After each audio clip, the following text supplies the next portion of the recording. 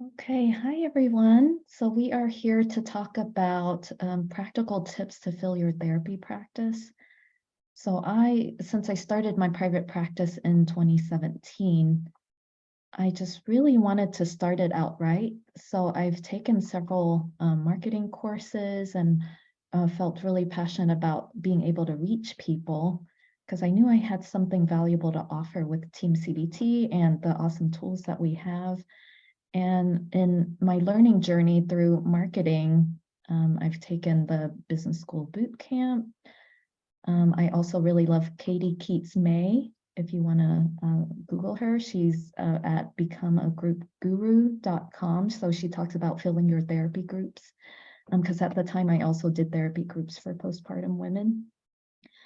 And then I've just listened to a lot of podcasts, done a lot of readings, and I'm just compiling the 5 most basic. I think they're easy to implement. You can do as much or as little as you'd like with them. And I wanted to just share these tips with you because I've had several people just reach out to me and they talk about like, hey, I see you've done some work with marketing, and can you give me some tips on how to share what you're doing on how to reach people? And so in connecting with some people and I'm looking at their websites or their Psychology Today profile, and I feel like these are maybe the top 5 tips that I think could really help people begin to branch out a little bit more to reach the people that they want to work with. So, okay, we'll get started. Oh, and my name is Tyann, by the way, for those of you who are not familiar with me. I am a therapist based out of Oklahoma City, and I've been a certified TEAM-CBT therapist for, oh gosh, when did I start this? Since soon after I opened my practice, since about 2017, and then I've been training since 2019. And while I'm doing some focus on sharing about TEAM-CBT, you can really use a lot of these marketing tips for any kind of therapy practice. Okay. For those of you who are familiar with me, I've been sharing with you about my girls, and I thought, I haven't shared with them an updated photo of the girls in a while since I've done the webinars. They were pretty tiny. And now my youngest is 3 years old and my oldest is 7. And so it's just really been quite a journey through motherhood, through postpartum depression, which really helped me to be inspired to launch my practice to work with suffering moms. And here I am in this journey now with a 7 and a 3-year-old. It's kind of amazing. So let's get started. Okay.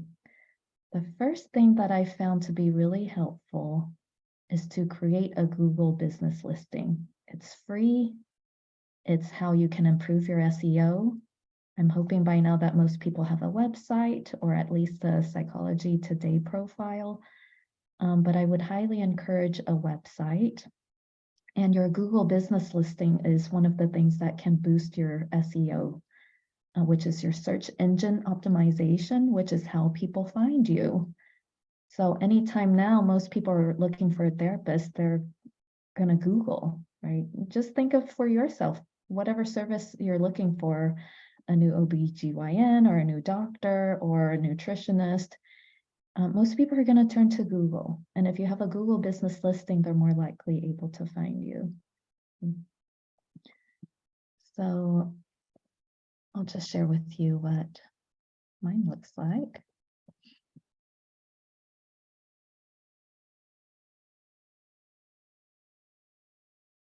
So if you want to do this, you just go to this website. So I've sent you the PDF and you can just click on that and it'll guide you through starting to list your business. Okay.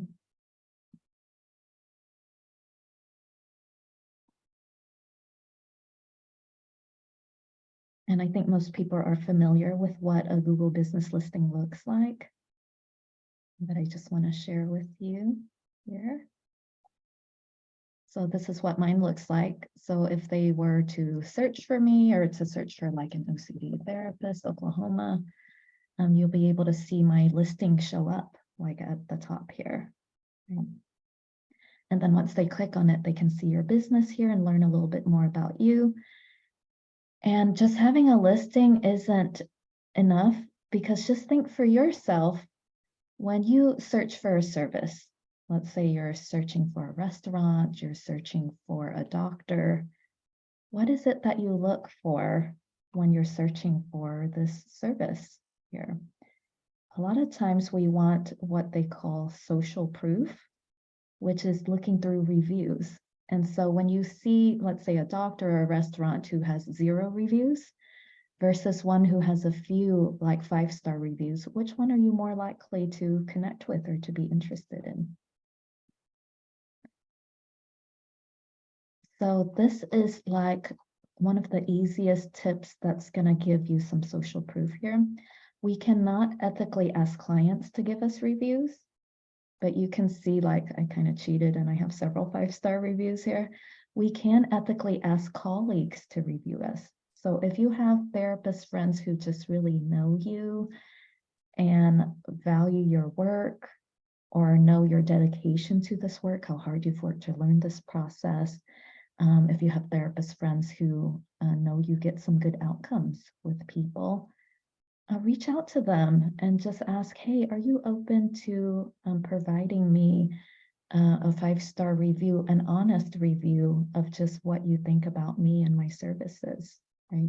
And so then your clients can click on that. And I must say, like, I've had clients who said, like, oh, you have a wait list, but you've had some really good reviews, and I want to get on there. I want to wait. Or I've had clients who said, oh, you don't take my insurance, but I see some really good reviews from you, and I am open to private pay if you can help me, right? So you're even more likely to not only get people who are willing to wait for your services, but to more likely pay out of pocket. So this is free. It's the simplest, I feel like, tool that people underutilize. And some people are afraid, like, what if I have like someone who just trashes my reputation, and you have a client who will just like mess up your reviews. That can happen, of course, when you have a public listing like Yelp or like Google. I mainly just use Google because that's what most people search for, is through Google. So that can happen, but more often than not, we see with therapy practices, when you really work to connect with people, when we have powerful empathy tools like the 5 secrets of effective communication, and we really disarm them, we don't see a lot of clients just really bashing us online through that process. And also, like, through some of my marketing training, like, they do say it's important to really have a good reputation online. And so if you do happen to unfortunately have someone who was angry with you and gave you a bad review, the fix to that is then to actually have more colleagues come in, like friends that trust you, and we want to do it in an ethical way, right? We don't want to just like solicit a bunch of family. But the ethical way to do that is a professional who knows you, who trusts your work, who knows you've done good work. They can come and add a few more reviews and it'll balance out that scale. So we've even seen therapists through the marketing group, like, you Google her and she has 1 star because she had 1 negative review. And then throughout time, she's had colleagues who just love her, connect with her, know she's worked really hard to build up her therapy skills, done a lot of training. And then she got 4 more 5-star reviews, and then it balanced it out. And so she has like several good reviews that balance out that 1 negative review too. And the secret to this with making the reviews look more organic is, don't have your colleagues, like, even if you're asking like 3 colleagues that love you and trust you and value your work, don't have them do the review all at once. Like, have like contact one and contact another maybe 3 weeks from now, and contact another maybe another month from now. And when it's scattered, it just is more organic in that way. So yeah, a super simple tip, and it's free, and it'll build up your searchability and people being able to find you. Okay, that's our questions about that tip before I move on to the next one.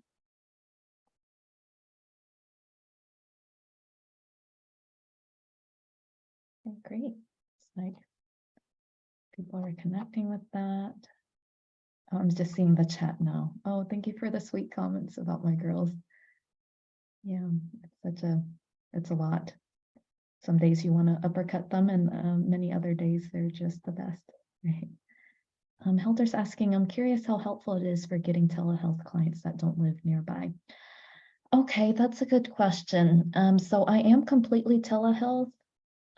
I still get clients that live nearby, like I have too many.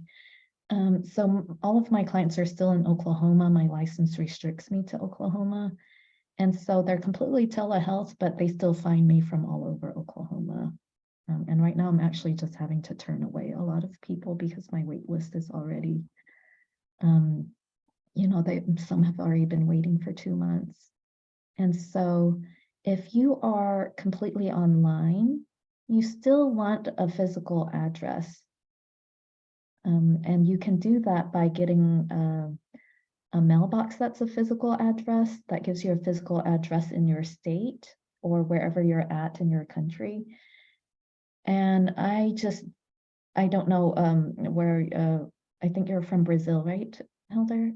If they even have a a UPS, but what I purchase a UPS box, and this physical address is the UPS box. And so I do bill to insurance companies, and that insurance company needs a physical address in order for me to bill them. And I like having a physical address because it just allows the clients in Oklahoma to still know my physical presence.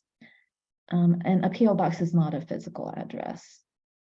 That will count in this process. So getting like I think there's a couple of online, like they call it like email boxes that can still provide you a physical address that you can Google. And what I use is just a UPS box that will still provide me a physical address.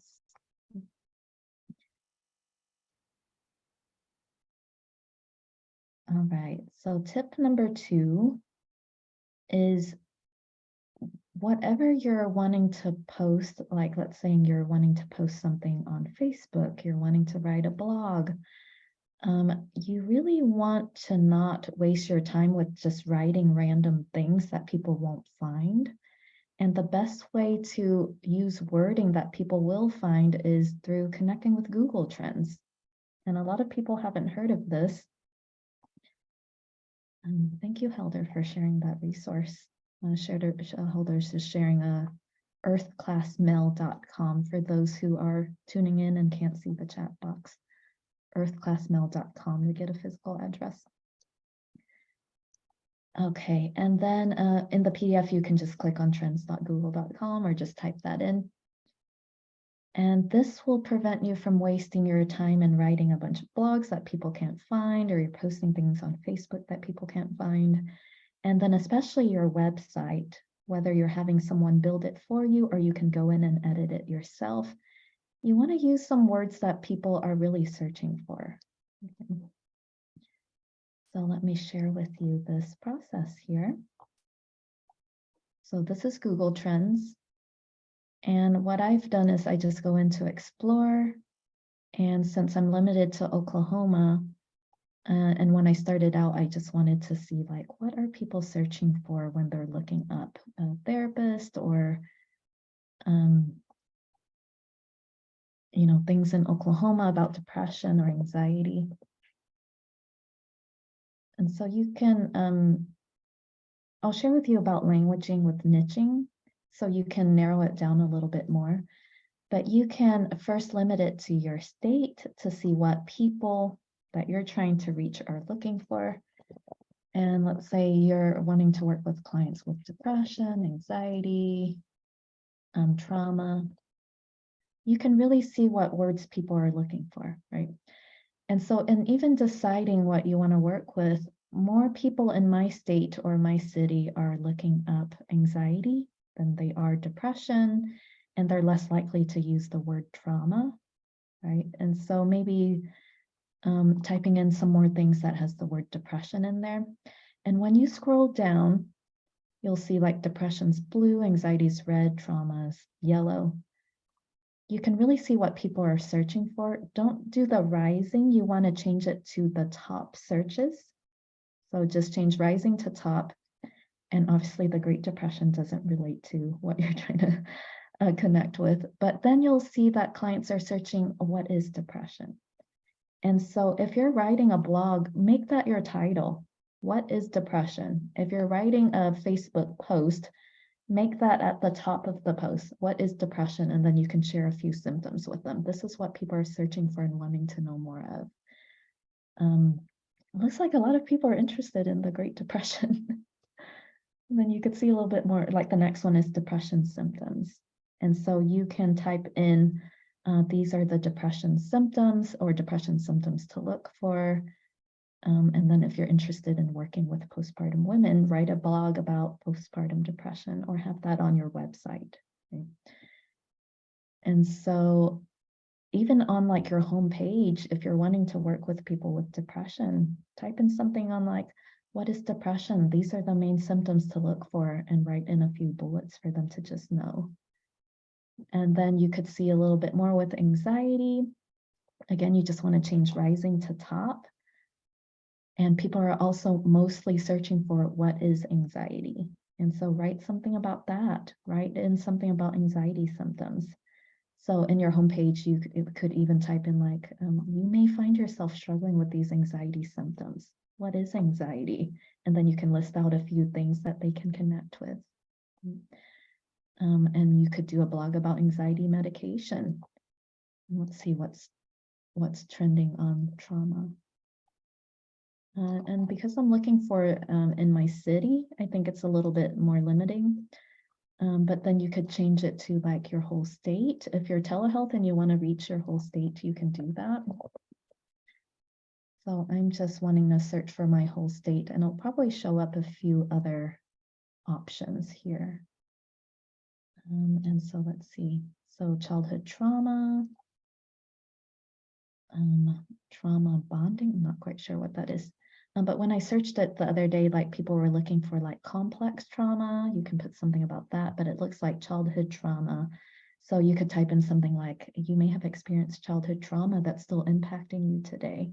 And I'd love to help you work through, these are the symptoms and then the outcome that you can help provide for them.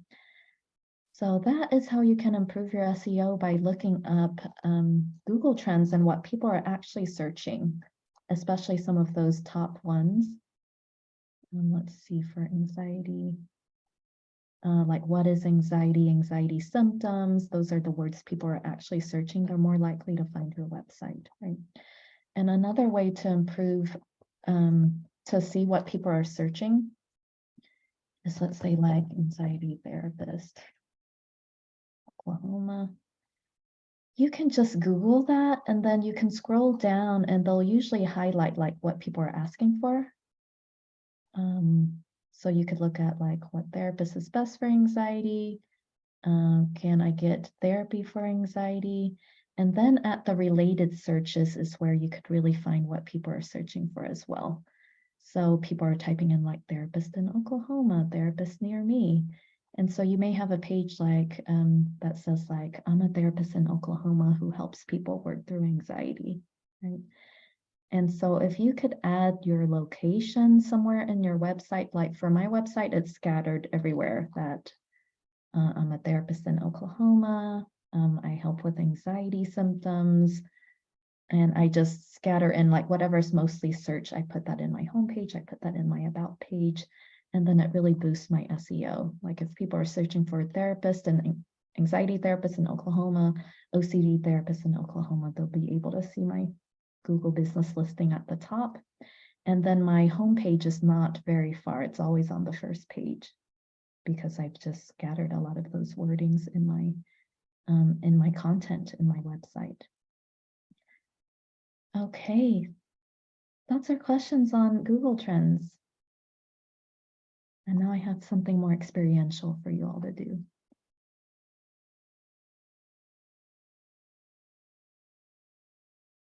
Have you all heard of Google Trends or have used it before on creating your content there? Because I've had therapists who say like, hey, what do you think about this article? And then they're listing things that, like the 10 distortions or something. And it's not something that clients are searching for. Like clients are not typing in like, what are the 10 distortions that I have? They're typing like, what is depression? What are anxiety symptoms? And so you're much more likely to be found if you use some of those wordings. Yeah, some people have not heard it before. This changes. How often do you check? I honestly don't need to do much anymore. Like after I do this once, usually the top ones may change some, but it's pretty similar that people are typing in what is anxiety, what is depression, anxiety symptoms. And do I update my website to change the language? I find that I really don't have to anymore. Like after really focusing on doing this, so I just changed my niche in the past year. It was mainly postpartum women, and then I've developed a real passion on working with people with OCD. And then I changed it maybe, gosh, when did I change it? Like maybe February. I did that once. I changed some of the languaging, and really I haven't needed to look at it again in the past 4 or 5 months. Like I'm still at the top. I'm still on the front page when people are looking for OCD therapists or anxiety therapists. And I haven't really seen a slowdown in people reaching out to me for me to really feel like I need to look at the languaging again. But maybe those could be your signs of like, hey, maybe I need to update things if I'm starting to see a real slowdown on people reaching out. And I don't have Psychology Today. I personally did not find that to be very helpful for me for people to find me. I honestly listed it like the 6-month free trial. And then I got on something else that gave me another free 6 months, and I did not get one single referral. And I think that's maybe kind of unusual because I've had friends who say like, yeah, I get like at least a call once a week. And I did get a couple of contacts, but no one actually converted from Psychology Today. So that hasn't been helpful for me. And I think it's just too like inundate, like there's just too many therapist options. You're less likely to stand out in that process with a listing like Psychology Today. That's just my experience, but I know it's worked for some people too. So okay, so use connecting language is the third tip here. So it's really been helpful for me to realize that your website and your marketing content is not about you. It's about them and it's about your client. And your clients, when they're looking you up, they want to know, do you care about me? And can you help me? Right. And so I'll share with you some languaging that can really reflect both of those. And a lot of people are really hesitant to niche or niche. Seems like there's 2 ways to pronounce that, niching or niching. I just say niche, use whatever connects with you. But niching is really about the human being you've connected with. It's not limiting yourself to a problem area, because I hear objections to niching, like, oh, I don't want to limit myself. I don't want to just treat one problem area. And we really want to think of niching as connecting with a human being. So how we really can do this is, I want you all to right now even think of experientially, think of one person you've really enjoyed working with and you felt like you did great work together. And that's your niche. And when you're looking at wording or languaging on your website or your marketing material, think of what words did that person use to share about their problems. And you'll see a lot of my languaging is from the person that I've really connected with. It's about the human being. Because when you use language that can connect with one human being, this is like the power of specificity in TEAM-CBT. When it's specific, it'll generalize, right? When we treat one problem area in one moment in time, it'll actually treat the whole problem. But when we're too general, like you're using words to try to reach everyone, like I work with children, couples, adults, and families. I treat depression, anxiety, trauma, addictions, and everything under the sun. That's actually not quite connecting for people. Right. So right now, just experientially, I just want you to do that visual. Think of one person that you've really enjoyed working with. And if you haven't had a lot of clients under your belt, just think of a person who's presenting to you that you would be passionate about treating. Like for me, I actually just used myself because going through my own struggle with postpartum depression, I didn't find a lot of resources in my state. And I wanted to be a service for these new moms who are really suffering and felt like they completely lost themselves. And so the first copy of my website was just speaking to someone just like me. And I just used my language like, I feel like I've completely lost myself. It's supposed to be the happiest time of my life, and um, I'm feeling terrified instead of joy, instead of that joy. And so that was some of my languaging. So right now I'll just pause and let you all think of the one person you've really enjoyed working with and felt like you did some really great work with. You feel proud of that work together. You feel connected with them. And just have a visual of that person.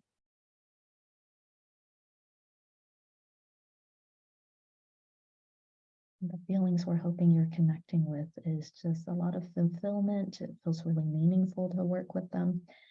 And now think of the words that they use to share with you about their problems. What are those words? What is the most desired outcome that they're wanting? And so I want you to really think about what's their source of pain. So we want to connect with those pain points because that's the client wanting to know, can you understand me? Do you care about my problems? So wording that connects with pain, they may say like, I just don't feel much joy in life anymore, right? I feel like I've completely lost myself. Put some of those words in your website. You feel like you've completely lost yourself. You don't know how to find your joy again. I've had clients who say it's been a long time since I've laughed. Then use some of those words. It's everyday human language that connects with them. And this is where you can really show your superpower, which is your empathy. I'm using words that helps me to connect with that human being. And if I'm using words that can speak to that one specific person, those words are going to speak to a lot of people.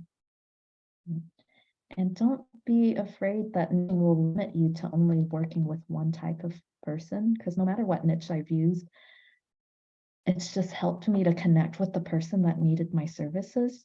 But then I still see a wide variety of people with a wide variety of issues. Like I'm specializing right now in OCD, just like when I specialized in postpartum depression. And I still saw addictions, I still saw marital issues, I still saw anxiety, I still saw past trauma, and they're all still really interesting to work with.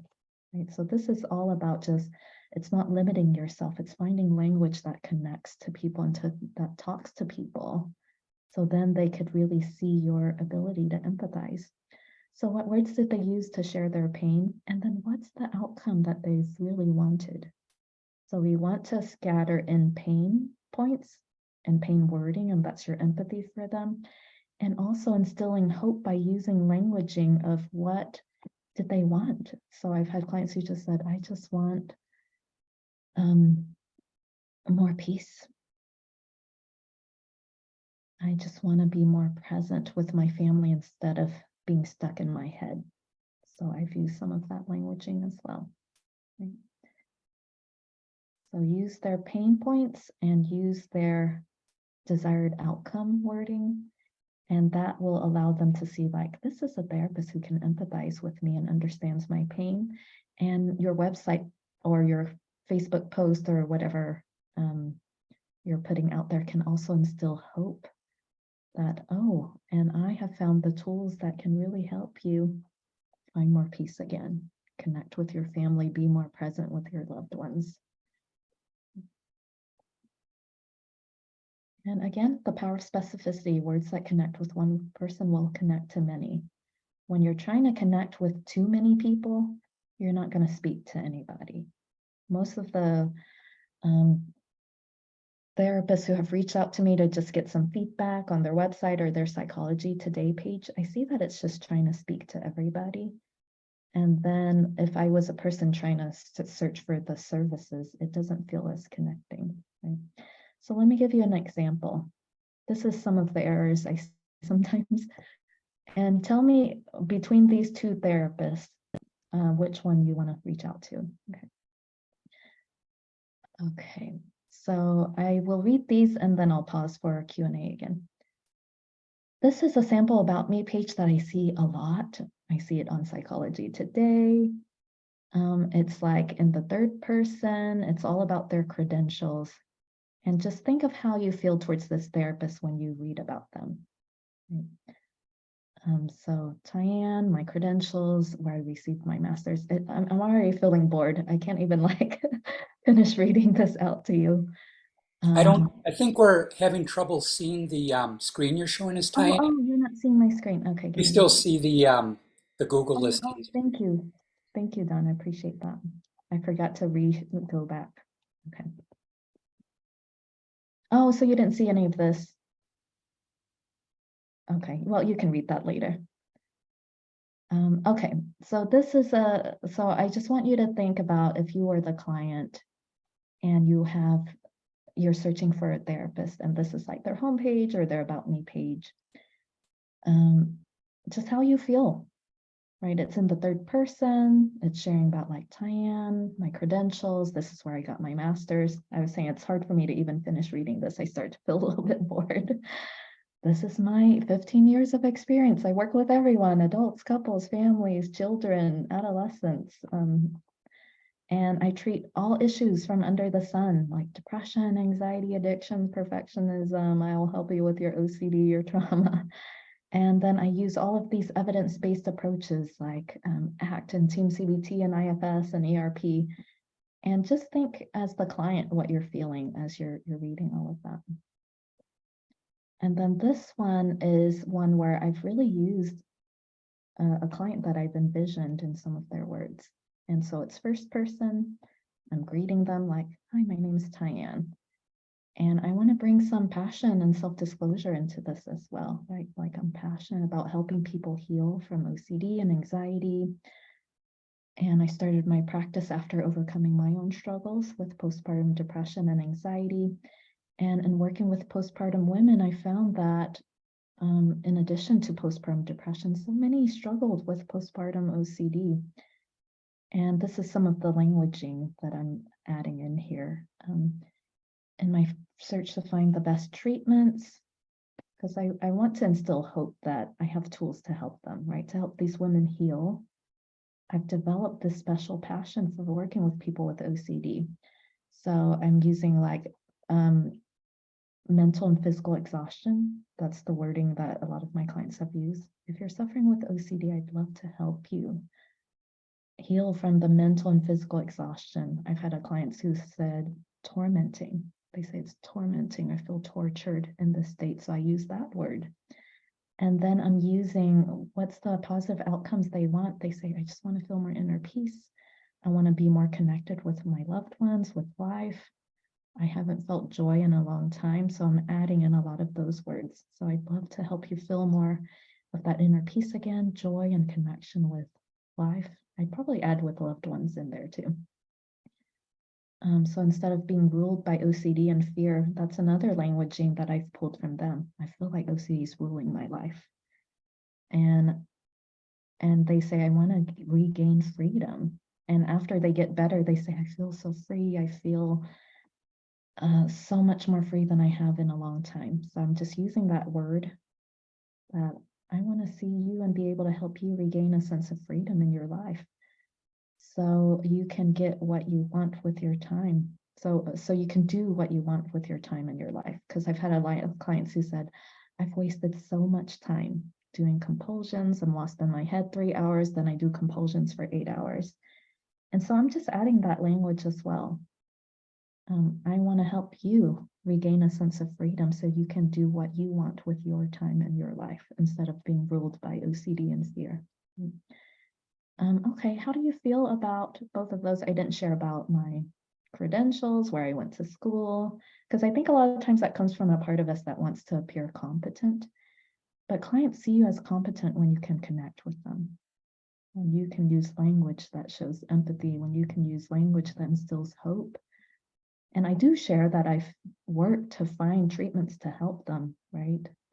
But usually they don't really care if it's ACT or TEAM-CBT or, and you can add that, like you can share like a little bit later on about your approach and why you're passionate about it and why that's helpful. That's for the point of instilling hope, which is so helpful. But yeah, I don't really need to paint too much for competence sake. Okay, let me look at the chat to answer some questions before we move on to the next one. Okay, this is really helpful. Okay, just having to hop off. All right, I will see you then. Oh, Anne's also noticing psychology today, in my experience, aren't the quality clients to work with. That's interesting. I don't know because I've never gotten a client from there. So I can't confirm or deny that. I have most of my clients do Theravive and psychology today, but slowed down. Okay, in Canada, so maybe it's really worked for some people. I do hear it work for people too. Jennifer's asking, I'm still seeing your Google search page. Oh, okay, that's just when I didn't move over to my slides. Okay, thank you for letting me know that.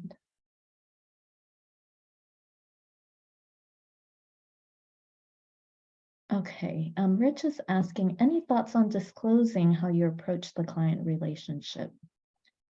Compassionate, non-shaming, or is that too self-credentialing?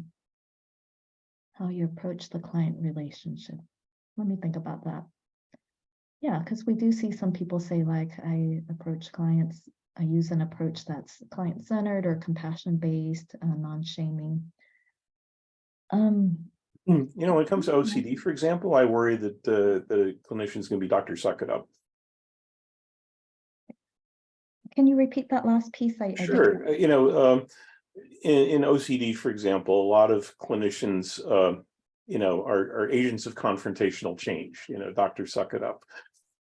And if I were searching for a clinician, I'd wonder if this clinician wasn't that way.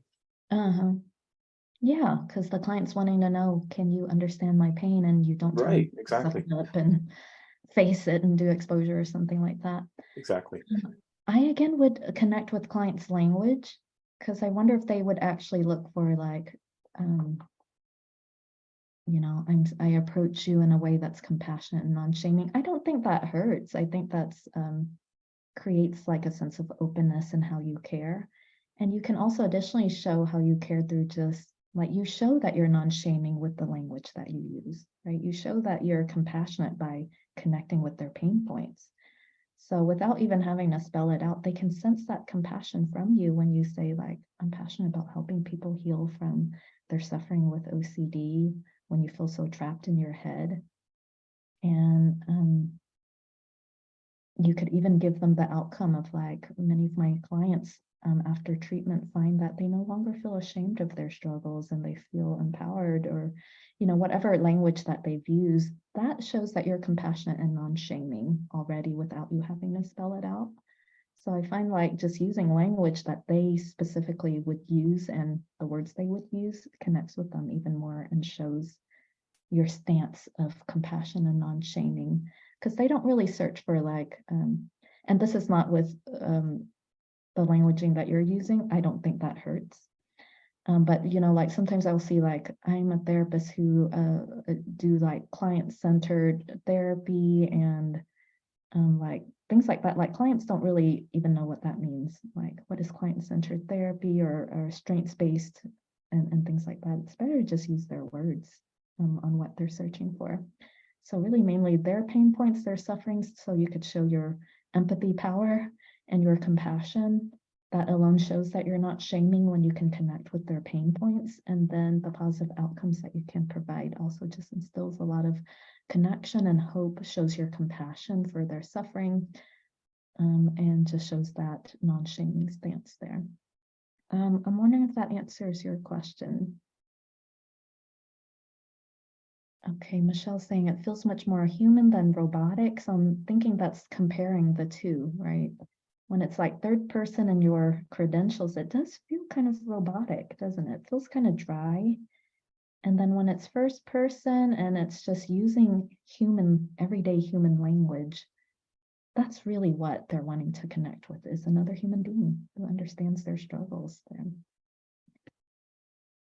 Okay, EAT framework, expertise, authoritativeness, and trustworthiness. I have not heard of that, but it sounds like it would be helpful in that process, the EAT framework. What makes you compassionate? This is likely an expectations from clients for all therapists. Yeah, just using your language that shows you care about their suffering and relieving it will show that. Can you share some suggestions on what platforms you use to create your website? I use Squarespace. And so through the business school boot camp, it's kind of intense. I stopped recommending it, and also Kay May's course, because the therapists I've recommended it to said they felt like it was too much, like it was overwhelming. It's very heavy on DIY, where they just, if it's therapists who are driven to do a lot of this on your own, then you can look into those courses, but you can just YouTube like Squarespace tutorials if you just want like a simple website that you can put together. I find that it's still professional, and Squarespace does better on SEO than like Wix or some other platforms. I forgot which other one they compared it to, but Squarespace is a pretty solid a website builder if you want to use that. And if you don't feel like doing that at all, you don't have to. I do encourage getting a website. You can go to Brighter Vision. There's empathy sites that specializes in helping therapists build their websites. And even like finding someone who's local who could build a website. Like I have a therapist friend who found a guy who just built her website on Squarespace for her and charged $500, like a flat rate. So you may have options like that as well. Okay, ready for tip number 4? Okay, so as human beings, our minds make associations. If you can link your name/face to your niche, it's going to be embedded in people's brains. So when I started out, my niche was working with a woman who's struggling with postpartum depression. So what my email signature said was my name, postpartum therapist, and then, certified TEAM-CBT or whatever. And then I have my website. My Google listing said postpartum therapist Tyann Trong, LPCL ADC. And then my website would have my name and my niche again. So it's going to be connected. And it's really fascinating. Like anytime like I would be in therapist groups in Facebook, and anyone that typed in like searching for a therapist who helps women through postpartum depression, there would be like 5 people listing out Tyann, like connect with Tyann, that's her specialty. And then now if someone's searching for like OCD, my name would show up because people then make those associations. Okay, so let's go back and look at some of the others that we Are you all hearing that? Okay, but need to look at. you all So could mute yourself, please. Looks like someone's taking care of business in the process. Okay. And don't worry too much about a logo. I think a lot of times people like want to get like the perfect logo and get it just right. Your face is the best logo because people want to connect with a human being. They connect with that more than a beautiful lotus or a beautiful tree or whatever else. Like just your name shows you're a human being, and then your face is truly the best logo.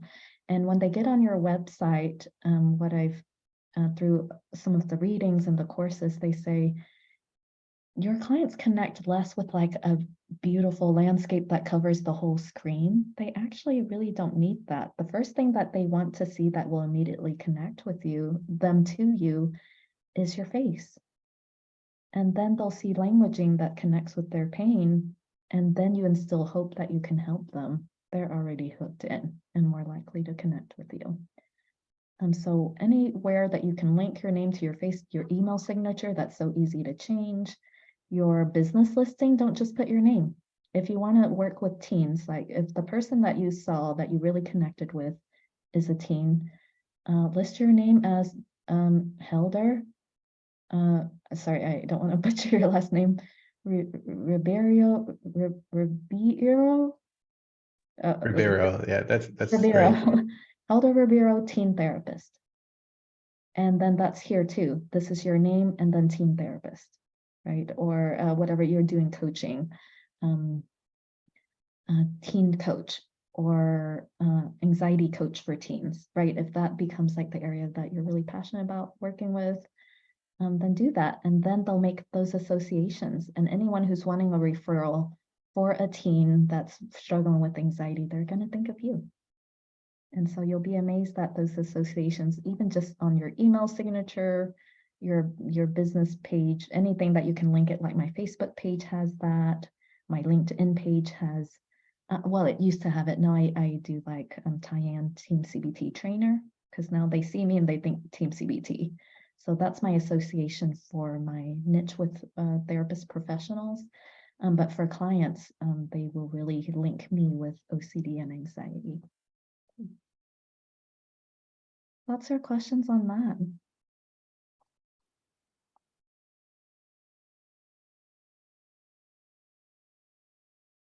Lori's asking, I had someone approach me to build me a free website. I declined because it seems suspicious.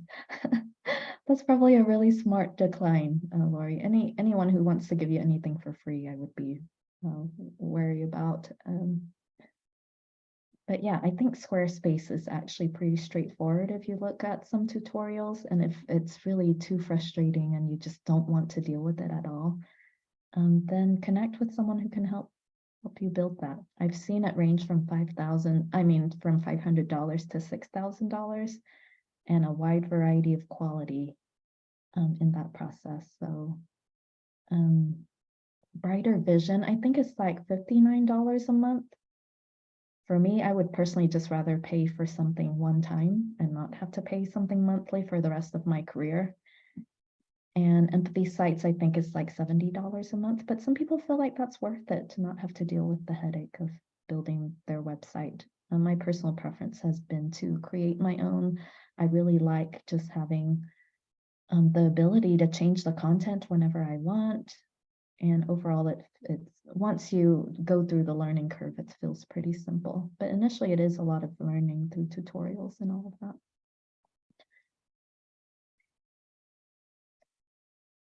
Hilder's asking, let me see what time. Okay, we're doing great on time.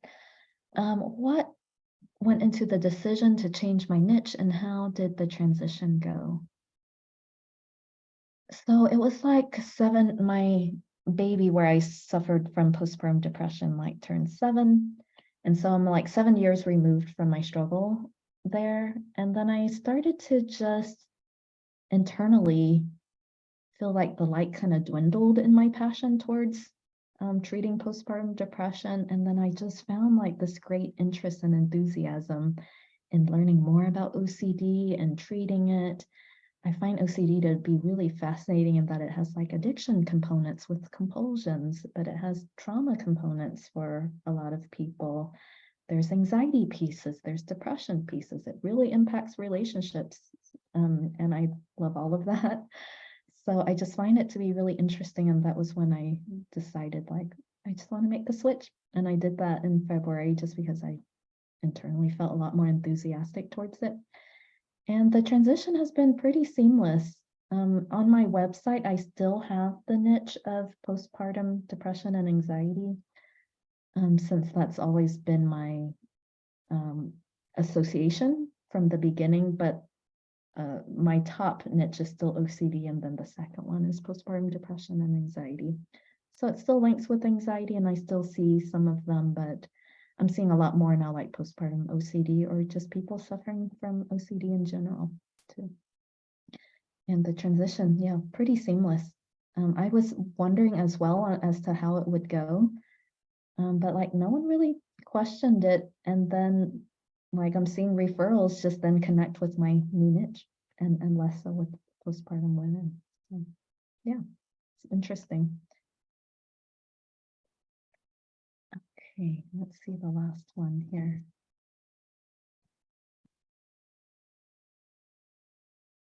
Okay, I meant to also ask you all, what did you come up with in that experiential exercise with thinking of the person you've connected with?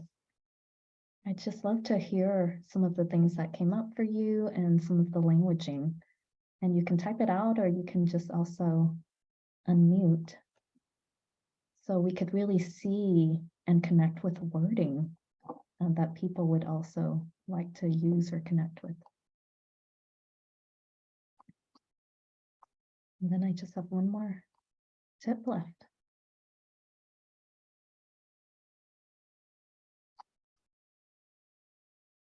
Connection.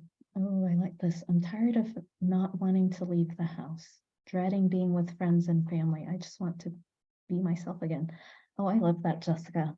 And just think of like that being on your website. I feel like that would resonate with so many people, right? Like, you're tired of not wanting to leave the house and feeling that dread in being with your family and friends. And I can help you feel like yourself again. So you're no longer dreading being with family and friends and actually feel present with them, right? Or whatever outcome they're wanting. Just think how connecting that would be for a client to hear that everyday language, it's words that they would use. And this is just one person's language, but how many people would relate to that and just feel really drawn to this therapist who could really understand their pain here. Yep. And then in that too, you would want to scatter some of the Google trend words as well. Like you may be experiencing some of these depressive symptoms like loss of motivation or just not having pleasure in life. Michelle is sharing, I want to feel close and connect with others, but my anger pushes them away. Ooh, I really like that one. That niche is so specific too, right? And it sounds like you've done good work with this person, and the languaging could be you're struggling with anger pushing people away.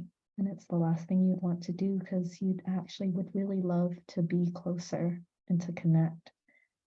And we could even do some positive reframing, right? Your anger has probably been there to protect you for good reason. And so that's our empathy and connecting with like, your anger is welcome. It's probably here for a good reason. I'm not going to shame you. I have compassion for your anger. And then what's the outcome? And I can help you transform your anger to a source that gives you a voice and helps you to connect with people. And then that could be really powerful and connecting. Love that. I think that niche would be really resonant with a lot of people. And you'll see like even the more specific it is, the more it'll connect with people. That's that power of specificity again. The more specific it is, the more it resonates with many people. The more general it is, it actually doesn't speak to anyone. Like you're just another generalist who works with everyone with every problem under the sun. Urban uses Weblium site builder. It was easy. Feel free to check it out. Okay, awesome. I chose to advertise brand and advertise myself. Any thoughts? I chose to advertise brand versus advertising myself. Can you share with me a little bit more what you mean by advertise brand? Yeah, I chose to advertise like the brand Me First Wellness as opposed to advertising myself. Like you're Tyann, right? But I didn't advertise Urban. I advertised the business Me First Wellness as a. You didn't advertise Urban, you advertise your business. Right. So what is your business that Me First Wellness? Mm-hmm. Right. So the people will recognize Me First Wellness. They don't necessarily recognize Urban, right? Because I don't advertise that way. Okay. Like you tied it to yourself, but I tied it more to a business. Like, does that disconnect people, do you think? Or I'm thinking like through this work, like it's less so even about advertising myself or my brand than it is making it about the client that I'm trying to reach. So it's actually not about like, let me share with you about my brand or let me share with you about me. It's let me connect with you. Mhm. So regardless if you're emphasizing your brand or yourself, it's actually just making your content about them. Right? Our clients want to feel connected and they care less about our brand or who we are and more about like, do you care about me and can you help me? So those are the two questions we really want to answer through all of our marketing material. Do you care about me? Do you understand my pain points? And can you help me? And instill some hope in that. And that would be more of the main focus than actually marketing my brand or myself. The point of having the face on there is just like, I'm a human being who can connect with you.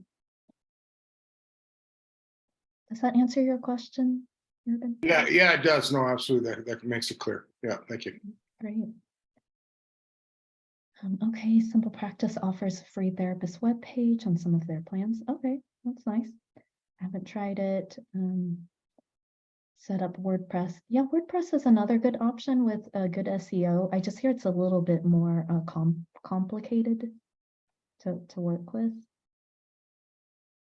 And yeah, so for me, I just turned to something that was a little bit more simple with Squarespace.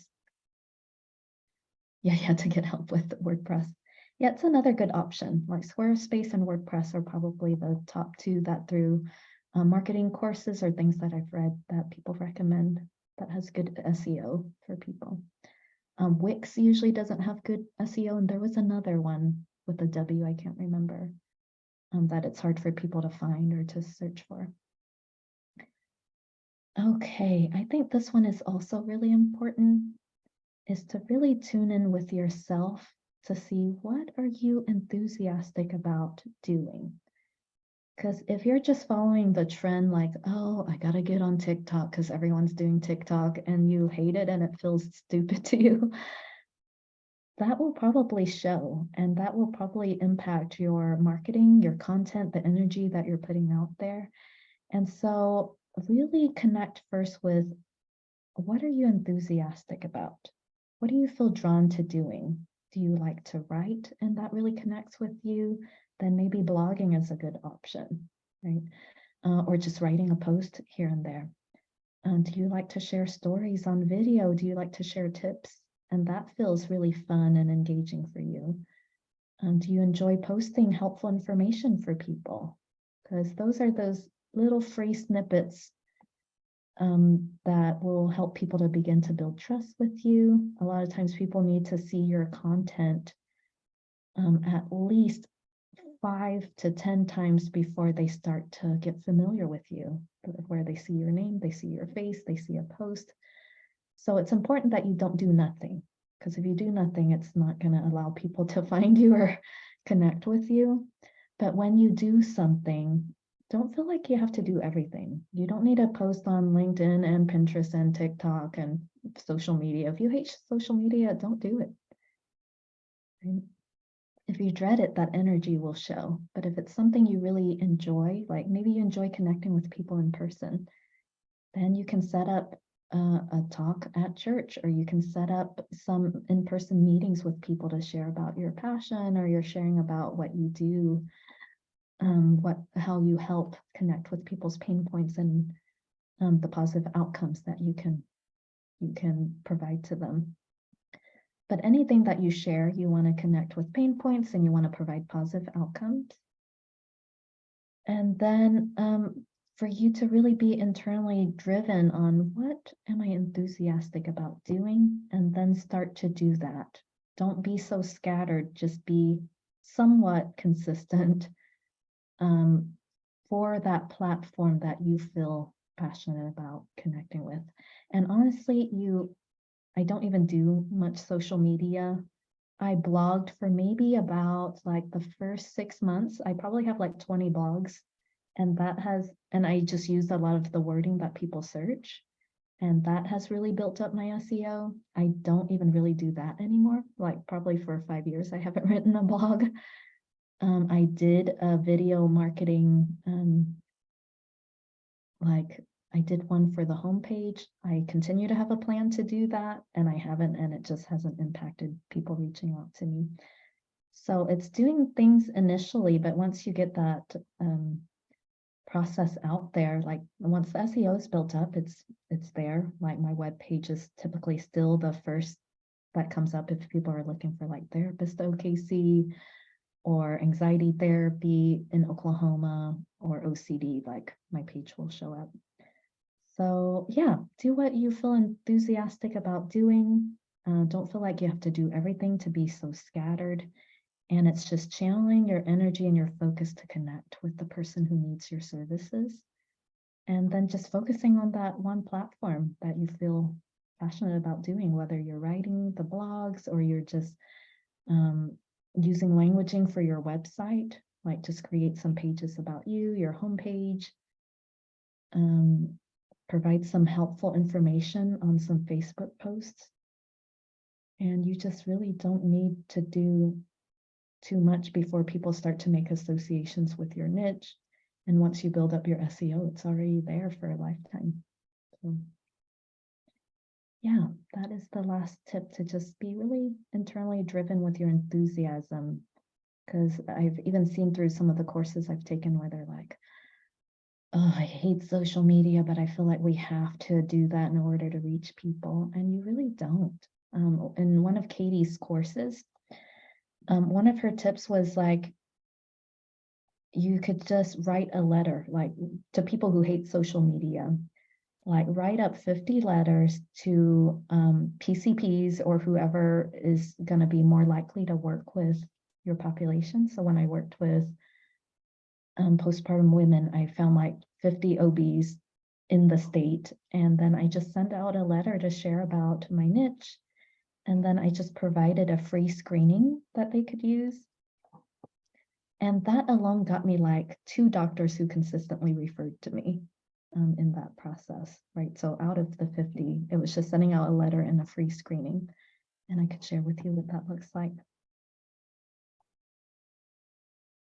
And you can just do that, you know, like if you, and then you could share with them, I'd love to come into your office to share a little bit more to your staff if they'd like to know more about OCD or anxiety. And if you feel more passionate about connecting with a small group, that could be something that you do.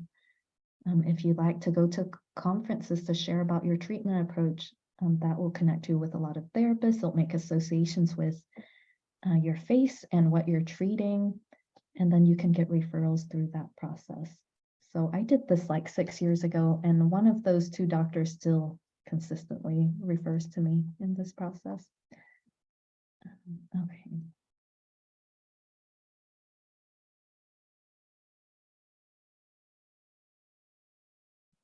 So that's my website. And then the screening that I've sent to them, oh, I think I don't even have it as, because I changed my niche from postpartum women. But the web page is still on here. So I just put this together using some of the languaging of Dr. Burns's brief mood survey. And this was in their letter. So I just shared with them my name. I feel passionate about helping postpartum women recover from depression and anxiety. So I wrote that in my letter. It's just very short. It's just sharing with them how I can help them, right? Because they don't have much time either. And so I share with them about my approach. And then I'm just using some of the languaging to help people connect with their symptoms. And then I just wrote in there, this is a screening that you can make unlimited copies of and provide to your clients. And a lot of times we find like doctors are afraid to give screenings sometimes because they don't know then if the person shows up moderate or severely symptomatic, what do they do? And so then I just linked my website as a resource at the bottom of that there. And so if you don't want to do social media, you don't want to post videos, this is one thing you can do to like connect with small groups. I've had most of them didn't reply, but a couple of people were interested in having me come in to share about stuff. I found then that I didn't like in-person stuff as much. It was like kind of a waste of gas and time to come up there, and I bought them cookies and stuff. I found it to be more effective to just do an occasional blog and an occasional Facebook post. I wasn't even that consistent with it. But yeah, this then helps the doctor feel like, oh, I have a tool that I could easily give to patients. And then at the bottom of that, like if you said yes to, I just made this up, to 2 or more questions in this category, it could be helpful for you to seek some services, right? And then this is my website. And then those medical professionals had something that they could use. Clients had my information there. They have a list of symptoms that they can relate to. And that's another way that you could do something that you feel more enthusiastic about if you just hate like social media. So, okay, so let me wrap up with any questions that you all have for the last 15 minutes here. Let me see if I had anything else. Oh, I just wanted to share about my relationship course and a feedback form. Okay, so of course, once we get our names out there, it's important to continue to hone our skills to be able to be helpful to people, because we want to have the skills that can back up those positive outcomes and provide those positive outcomes for clients. But we also want to have the skills that allows us to reach people. And so it's problematic if you have the skills to reach people, but you don't have the skills to really help them get those positive outcomes. And it's a problem if you have these awesome tools to help them have positive outcomes, but you aren't reaching people and they can't find you, then you can't actually help them. So in looking at the marketing piece, and now if you're able to reach out to people, I think it's really important that we continue to learn and grow regardless of where we're at in this process. And my latest training is going to be on helping to heal relationships with a specialty on working with couples.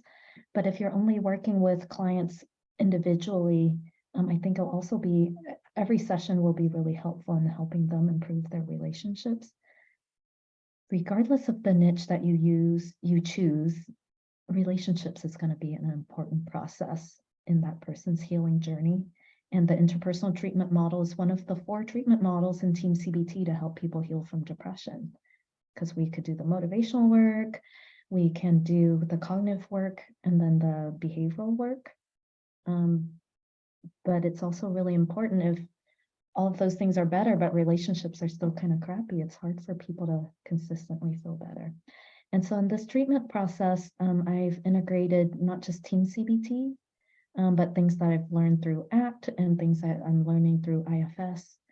IFS, I think, has now become like one of my greatest passions, because I think there's something so cool about this deeper healing from the inside out that it does, that creates more longer term healing. So I'm going to have a tool that I'll share with you that integrates IFS as well. It's going to be 14 weeks, starting on July 13th, every Thursday for 2 hours. If you're in Oklahoma, you'll get 28 CEUs, so that will last you for the whole year. If you're in LPC, LMFT, LADC, or LCSW. If you're not in Oklahoma, you'll get 28 TEAM-CBT certifications that's been approved through FGI. And that will count towards your level 2, because level 2 requires 24 hours. And then you could learn more by clicking on that link there to sign up for the course. And if you're just wanting a taste of what it's like, you can watch this free webinar on TEAM-CBT for relationships and couples work. And I just think connections are just so key to our existence that I'm really passionate about this course and feel excited about sharing it with you all. And if you all could also please provide me some feedback for this webinar. I'm going to copy this link here and put it in the chat. Let me know what was helpful, what you would like more of in this process. And then I'm just going to wrap up with answering some questions that you have. Okay. Jessica, you're wanting me to go back to screen sharing the slideshow? Oh, did I not share? So I shared all of that and I didn't even share the slideshow. Okay. Yeah. So that's all of that there. Thank you for letting me know. Okay, so that's all of the information about the course there. The link, you'll find that in the PDF that I attached to your email. And then that's the link to the webinar. You can click on it as well. It's embedded in that PDF, and you can watch an hour and a half to just get a taste of what this 28-hour course will be like for you. And then the feedback form I've sent to everyone. I would appreciate any of your feedback. It always helps me to improve my trainings and these courses. And so from here, I just want to make space to answer any questions that you may have. So let me scroll back up here. Let me move this over so I'm not just looking to the left. Okay, Helder's asking, I guess in this case, it would be like advertising lasting change therapy versus tie-in. Okay, yeah. If you're a group practice, then you want to advertise lasting change therapy because you want to emphasize each individual in their page.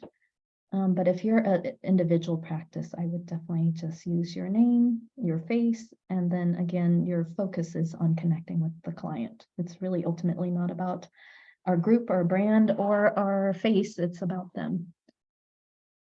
Okay, let's see what other questions. Curious what you do. Curious what you do. Is it through your courses? JS, can you clarify what the question is?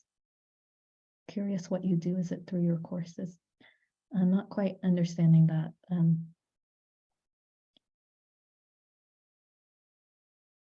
Okay, Helder, do you have thoughts on email marketing as a way to get to clients?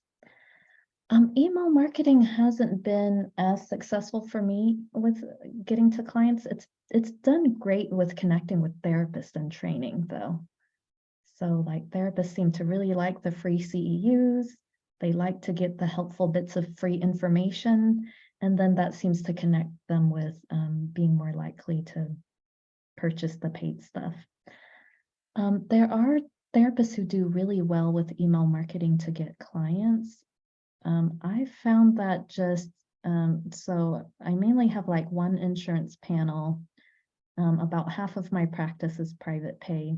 And I just want to keep the insurance panel just because I really value accessibility to care. Like some people just cannot afford the therapy without that. But I haven't felt like I've needed much more with email marketing to get to clients in that. So I think just play with it in that process. So that's probably why it wasn't one of my top tips, because I don't really use email marketing to reach clients. Jessica, how long did it take for you to build up your SEO to where it is now? Okay, so in starting out and building Squarespace, I feel like it didn't take too long. Like once I embedded some of that wording, so getting that Google business listing really boosted it. And then once I started to add some of that wording, it probably took like about 3 or 4 months, writing a few blogs, adding in wording that people are searching, using languaging that connects with the human being. You're not just talking to a problem area, you're trying to connect with that person. Probably within 3 or 4 months, I feel like I didn't have to do much more for people to just like search, and then they found me through Google. Because on my form, my contact form, I have that on every single page, and then I ask, how did you find me? And the large majority said Facebook or Google. And so that's why I started to invest most of my energy there. Michelle, I'm glad it was helpful. Oh, thank you, Rich. Okay, going back to the slideshow. Oh, Lori, thank you. So for the 14-week course, just to let you all know, it is through the summer and you can miss up to 2 sessions. And all you need to do if you do miss the 2 sessions is to watch the recording and to send me a brief summary. And it really doesn't have to be very long. I'll take like 2 sentences. And I'll take your word for it. It's on an honor system. Okay, any other questions? People are appreciating the tips. Oh, yeah, Terry, you're starting your private practice, peeling away from the psychiatrist, working to build your practice. Great timing. It was meant to be. I just really wish you all the best in reaching people, because I think we have such an awesome service. You know, like this is such sacred work for us to be able to be trusted by people, to go to their darkest spaces of their suffering, and then really share awesome tools, whether it's TEAM-CBT or ACT or IFS or whatever you feel passionate about. You've seen results with it. And being able to reach people is a really important aspect that I think a lot of us dread initially as therapists. Like, we didn't go into the field to market, and we definitely don't like to market ourselves. And it's really helped my mindset that I realize I'm not marketing myself. I'm actually just trying to reach the human being that's needing help. And that's what we're trying to do in this process. Yeah. Hey, can you explain more about that screening tool you might send to PCPs or pediatrician? It has to be a free tool or one you create yourself. Yeah, you definitely want to create it yourself, because I think just something short and simple is helpful. So now I probably won't even use like both the depression and anxiety scale. So if you're working with trauma or anything else, so whatever that face of that person is you're connecting with, more often than not, even if it's they're struggling with anger or trauma, they probably have some anxiety symptoms, and you can just say like, you know, my name is Tyann. I'm passionate about helping people heal from trauma and when it shows up as anger. And you may also relate to these other symptoms. And so, you know, more often than not, you find yourself, whatever it is that the client shared, more often than not, you find that anger pushes people away. And then, you know, it's just a checkbox. More often than not, you find that you are feeling disconnected from people. You find yourself suffering with attention in your body and feeling anxious. It's hard for you to relax. That may be just some of the checkoff points that I would have. Again, it's languaging that just connects to them. And if you find this to be true, that you marked 2 out of the 5, therapy could be helpful for you, and I'd love to help you. And then just put your name and your website there. Did that answer your question, Rachel? It doesn't have to be very formal. It's just languaging that connects with them. It's symptoms you've seen in people. It resonates with them, and then they're more likely to reach out to you.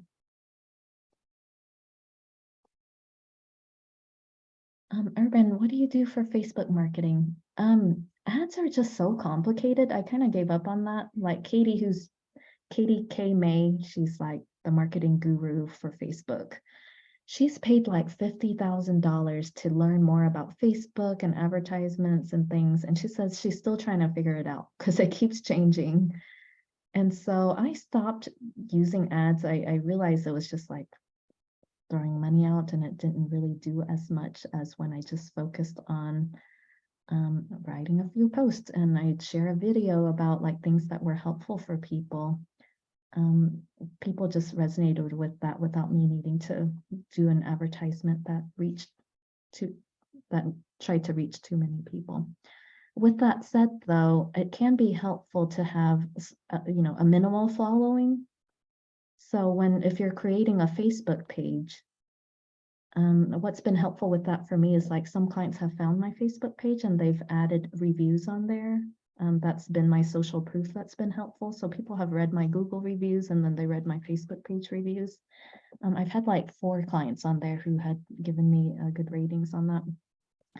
But share your page with all the people that you know and ask them, you know, if they're interested and if they feel drawn to learn more about whatever it is you're wanting to share, depression, anxiety, trauma, relationship problems, then have them like and follow your page. Because if you could get even around like 100 people, it starts to get more traction for your post to reach more people in that process. But the number one thing has probably been just like a Google business listing and building up my website. Like that's why that's been my number one tip, because it's simple and it's free. I'm not creating my website, but more people are likely to Google search, and then they'll be able to find you in that process. And then once they find your website and you have languaging that connects with them, they're hooked. So I focus more on that than anything.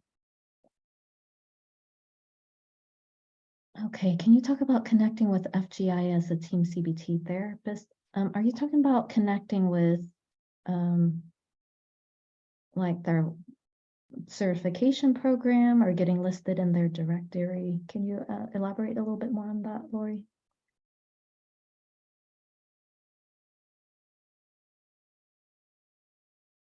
Okay, if you want to be listed in the FGI directory, you just need to become certified.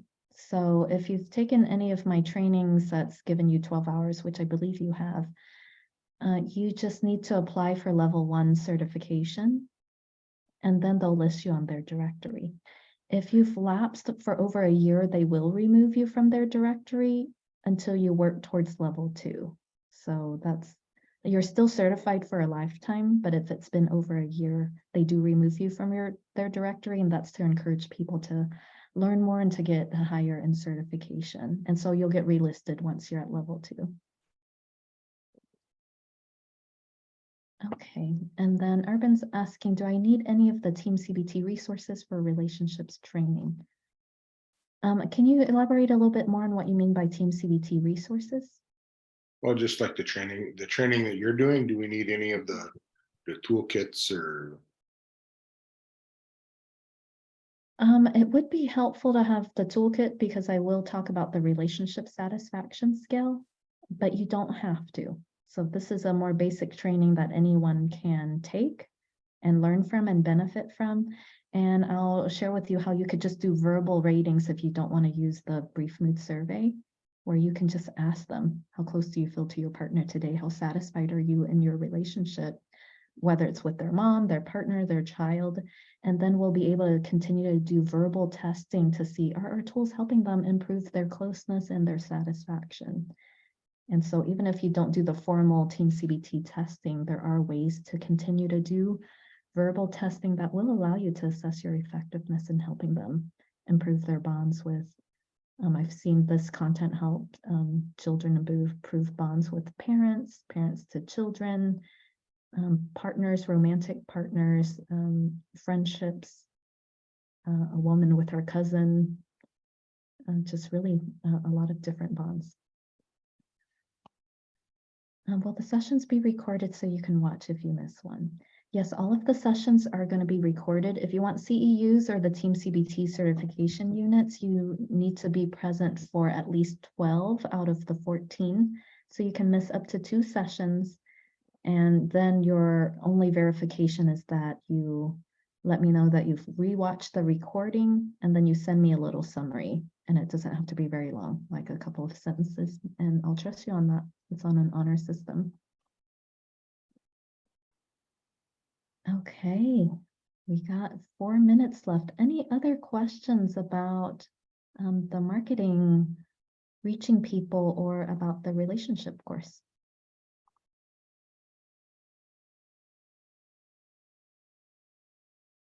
Okay, well, thank you so much, everyone. I appreciate your time, and any other feedback that you have on that feedback form would be wonderful. And then from here, I think my next webinar will be, what is it, June, July, August, will be in August. And I'm really wanting to focus on trauma, TEAM-CBT for trauma. That's going to be my next thing. I think I'm going to do like a 3-part webinar, pulling in things I'm learning from exposure, prolonged exposure, IFS, and ACT, and pulling all of that into TEAM-CBT. I'm really excited about it. So yeah, stay posted. I'll keep you posted. So stay tuned if you're interested in learning more about TEAM-CBT for trauma as well. So take care, everyone. It's really great connecting with you all. It's always a lot of fun doing this, and I will see you in the future. Take care for now.